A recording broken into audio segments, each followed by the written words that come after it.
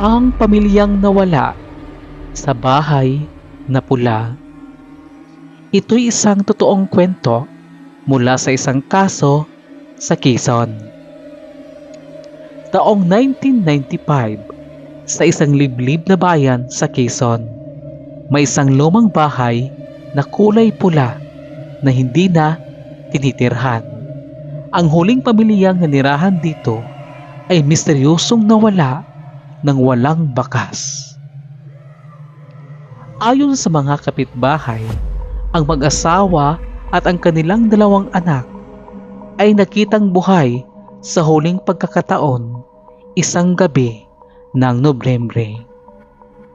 Kinaumagahan, sarado ang bahay, walang ingay mula sa loob at hindi na sila muling nakita pa. Lumipas ang 3 buwan bago may naglakas na loob na pasukin ang bahay. Sa loob, natagpuan nilang may tuyong dugo sa sahig.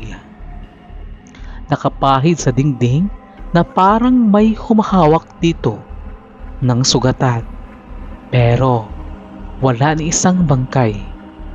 Ang pinakakanatakot, sa kwarto ng bunsong anak, sa sahig, may nakasulat gamit ang dugo, "Huwag mong bubuksan ang pinto sa 3:00. May mga nagsasabing may sumakop sa kanila, baka mga kriminal o kulto. Pero may mga matatandang naniniwala na may nakikitira sa bahay. At kapag hindi mo ito inirespeto, kukuhanin ka nito." Hanggang ngayon, walang nakakaalam kung ano ang tunay na nangyari sa kanila. Pero minsan, tuwing 3:00 ng madaling araw, may mga nakakakita raw ng mga anino sa bintana ng bahay na pula. Parang may taong dumudungaw, naghihintay.